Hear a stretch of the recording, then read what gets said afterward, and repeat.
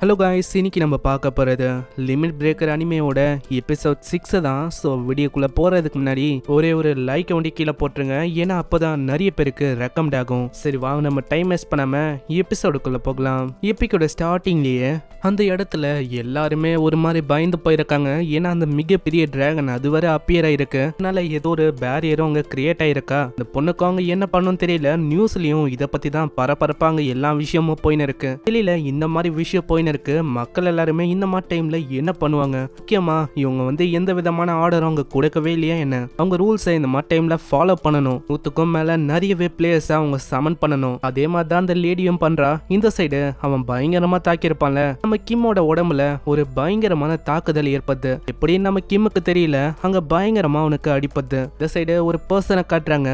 என்ன அந்த fire dragon எழுந்திருச்சான்னு நினைக்கிறேன். அப்பனா இது எனக்கான டைம்னு நினைக்கிறேன். ஒரு பிளேயர் தான், இவனுக்கும் எபிலிட்டிஸ் இருக்கு. இதே மாதிரி சில பல ஆளுங்களை காட்டுறாங்க. அவங்க எல்லாருமே ஒரு பிளேயர் தான். சைடு ஒரு பொண்ணு, அவ லைவ் ஸ்ட்ரீம் பண்ணிருப்பா. இவளும் ஒரு பிளேயர். சடனா இவங்க எல்லாருக்குமே அங்க நோட்டிபிகேஷன் வந்து எல்லாருமே ஒரே இடத்துக்கு வரணும்னு. இதனால ஒரு பிளேயர்ஸ் அவங்க ரெடி ஆகுறாங்க. இந்த சைடு நம்ம ஹீரோவோட உடம்புல இருந்து அங்க ரத்தமா ஊத்துது.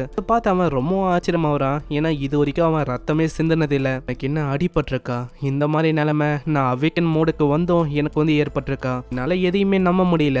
ஏன்னா நான் அவேக்கன் மோடுக்கு வரும்போதும் இந்த சிஸ்டம் என் கிட்ட சொல்லிச்சு, உங்களால இந்த டிஃபென்ஸ் எதிர்த்து எதுவுமே பண்ண முடியாதுன்னு. இப்படி இவன் யோசிக்கும் போதே அங்க முன்னாடி அவன் கேட்கறான், என்னப்பா நான் எதிர்பார்த்த மாதிரி நீ ஒன்னும் அந்த அளவுக்கு பெரிய ஆள் இல்ல. ஏன்னா ரூமர்ஸை நான் ரொம்ப பயங்கரமா வெளியில கேள்விப்பட்டேன். ஆனா நீ என்னன்னா இந்த அளவுக்கு ரொம்ப வீக்கா இருக்கிற மாதிரி தான் எனக்கு தெரியுது. நான் ரொம்ப உன்னால டிசப்பாயிண்ட் ஆயிட்டேன்ப்பா. ஹீரோ அப்படியே அந்த டேட்டோவை பாக்குறான். அது அந்த ஷீல்டு கில்டோட டேட்டோ தான். இவங்களுக்கு வேற வேலையே இல்ல. நேரம் கிட்ட நேரத்துல தான் இவங்களும் வருவாங்க. ஆனா என்னோட ஃபர்ஸ்ட் ப்ரையாரிட்டி என்னன்னா அந்த ஃபயர் டிராகனை நான் கொல்லணும். அதனால மரியாதை எங்கிலிருந்து போயிடு. எனக்கும் கூட விளையாடுறதுக்குலாம் டைம் இல்ல. அதுக்குள்ளே அந்த ஆளு இதை கேட்டு கடுப்பாய் பயங்கரமா தாக்குறான். அது டைரக்டா நம்ம ஹீரோ மேலேயும் பார்த்து, என்னது ஏன் கூட விளையாடுறதுக்கு டைம் இல்லையா? நான் அந்த டிராகன் கூட உன்னை விட்டா தானே உன்னால சண்டையே போட முடியும். நீ அவ்வளவுதான், இங்கேயே சாக போற. அங்க அவன் பண்ண அட்டாக்னால நம்ம ஹீரோவோட உடம்புல இருந்து அங்க ரத்தமா ஊத்துது. அதனால நம்ம ஹீரோ ரொம்ப கடுப்பாயிடுறான். சரி உன்னை முடிச்சுட்டே நான் அங்க போறேன். இன்னும் ஃபர்ஸ்ட் அவனோட பஞ்ச வச்சு அங்க ஒரு பயங்கரமான தாக்குதல் அங்க தாக்குறான். அதை பார்த்து அந்த ஆளு ரொம்ப ஷாக் ஆகுறான். அடுத்த சீன்லயே அந்த இடம் முழுக்க ஒரு பிரகாசமான ஒளி அப்படியே டிராவல் ஆகுது. ஆனா உண்மையிலேயே அந்த ஆளுக்கு அங்க எதுவுமே ஆகல. நம்ம கிம்முக்கு தான் அங்க பயங்கரமா அடிபட்டிருக்கு. இந்த சைடு அந்த வயசானவன் மத்தவங்க எல்லாருமே அந்த இடத்துக்கு வராங்க. ஆனா நம்ம ஹீரோக்கு இன்னமும் புரியல, அவன் எவ்வளவு பெரிய தாக்குதலை பண்ணியும் ஒரு சொட்டு அவன் மேல கீறல் கூட ஏற்படல. இந்த சைடு அந்த மாஸ்க் மேனு மத்தவங்க அவங்களால அங்க எதுவுமே பண்ண முடியல. இது எல்லாத்தையுமே வெறுமா பார்க்க வேண்டியதா முடியுது. அங்க அந்த லேடியும் வரா. மினிஸ்டர் நீங்க இங்க, அது சரி கிம் என்ன உள்ளயா இருக்கான்? அவன் உள்ள இருக்கானா? நீங்களும் உள்ள இருக்கணும்ல. நீங்க ஏன் போகல? எனக்கு தெரிஞ்சு இது அந்த ஃபயர் டிராகனோட பேரியர் இல்லைன்னு நினைக்கிறேன். நான் நினைச்சு பார்த்த மாதிரியே இது அவங்களோட வேலை தான் நினைக்கிறேன். இந்த பேரியர் இது ஒன்னும் ஃபயர் டிராகன் உருவாக்கல. இதை உருவாக்குனது அந்த ஷீல்டு ஆளுங்க, அவங்களோட வேலை தான். அவங்க கிம்ம கொல்லணும்னு அநியாயமா எவ்வளவு கீழே இறங்கி வந்துட்டாங்களா? அப்படியே அவங்க சைட்ல பாக்குறாங்க. அங்க நியூஸ் ரிப்போர்ட்டர்ஸ்னு ஏகப்பட்ட ஆளுங்க வந்திருக்காங்களா? அந்த லேடி அவங்கள எப்படியாச்சும் தடுக்க பாக்குது. ஆனா அங்க நிறைய பேர் வந்தனால அந்த லேடியோட ஆளுங்களாலையும் அங்க எதுவுமே பண்ண முடியல. ஏன்னா வந்திருக்கிறது எல்லாமே இன்டர்நேஷனல் ரிப்போர்ட்டர்ஸ். இல்ல நம்ம கிம்ம காட்டுறாங்க. கிம்மோட உடம்புல அங்க பயங்கரமான தாக்குதல் ஏற்பட்டுனே இருக்கு. இதனால கிம்முக்கு அங்க பயங்கரமா அடிப்பது. இதை பாக்குற அந்த வயசானவனுக்கு அவ்வளவு சந்தோஷம். அவனால அங்க எதுவுமே பண்ண முடியாது. ஏன்னா நம்ம ஆளு கிட்ட இருக்குது டிராகன் ஃபேங். அது ஒரு லைட்டான சோடு, பார்க்கதான் தடியா இருக்கும். ஆனா அதோட வெயிட் ஒரு ஃபெதர் அளவுக்கு தான் இருக்குமே. அதே மாதிரி அதுல யாரு எந்த அட்டாக் பண்ணாலும் அதால ரிஃப்ளெக்ட் பண்ண முடியும். எந்த மெட்டலா இருந்தாலும் அந்த ஆயுதத்தால அசால்ட்டா வெட்டி தள்ள முடியும். அந்த மாதிரி ஆயுதம் தான் அது.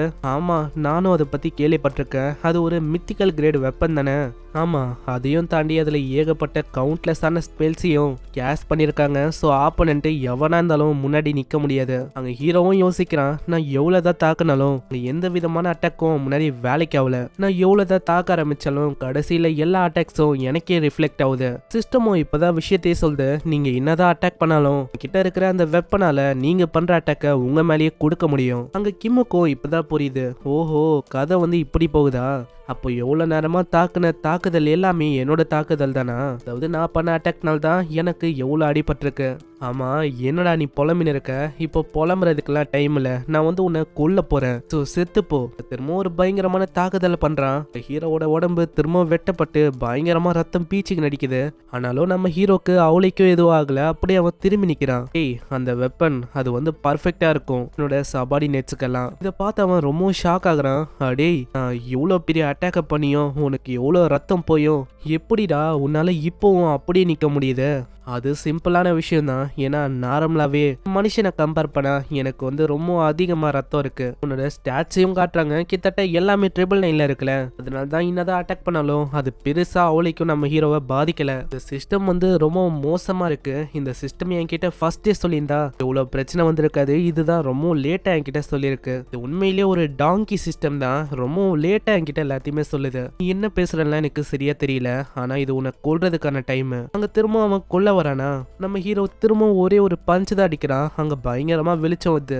இதனால நம்ம ஹீரோக்கு தான் அங்க ஏகப்பட்ட காயம் ஏற்படுது. திரும்ப நம்ம கிம் பண்ண அட்டாக் எல்லாமே நம்ம கிம் மேலேயே பார்த்தா இதை பார்த்து அவன் இன்னும் தான் ஷாக் ஆகுறான். இவனால எப்படி எவ்வளவு பெரிய அட்டாக் பண்ண முடிஞ்சது? ஏன்னா என் பின்னாடி தரையும் காணும், பின்னாடி இந்த பில்டிங் எதுவுமே இங்க இல்ல. அதுக்கும் மேல எவ்வளவு பெரிய அட்டாக் பண்ணி அவனுக்கு வலிக்குதா அது கூட எனக்கு சரியா தெரியல. அங்க கிம்மும் சொல்றான், ஹேய், உன்னோட ஸ்வாட் வந்து ரிஃப்ளெக்ட் தானே பண்ணுது, சரி பார்க்கலாம் அது வந்து எந்த அளவுக்கு என்னோட அட்டாக்ஸை ரிஃப்ளெக்ட் பண்ண முடியுதுன்னு. அங்க இப்படி இவன் சொல்றதோட இங்கேயே இந்த எபிசோட முடியுது. அவ்வளவுதான், நம்ம ஹீரோ வந்து ஒரு அட்டாக்கையும் தாக்கி பார்க்க போறான். அந்த ஸ்வாடால தாங்க முடியுதா இல்லையான்னு. நான் இங்கேயே இந்த சாப்டர் வந்து முடியுது. இதுக்கப்புறம் நம்ம பெருசாவே பார்க்கலாம். ஸோ மறக்காம கீழே ஒரு லைக்கை போட்டுருங்க. ஏன்னா அப்பதான் நிறைய பேருக்கு ரெக்கமெண்ட் ஆகும். அதே மாதிரி இது வரைக்கும் நம்ம சேனலுக்கு சப்ஸ்கிரைப் பண்ணலையா, சப்ஸ்கிரைப் பண்ணிக்கோங்க. நான் உங்களை நெக்ஸ்ட் எபிசோட்ல சந்திக்கிறேன். தேங்க்யூ ஃபார் வாட்சிங். சைனரா.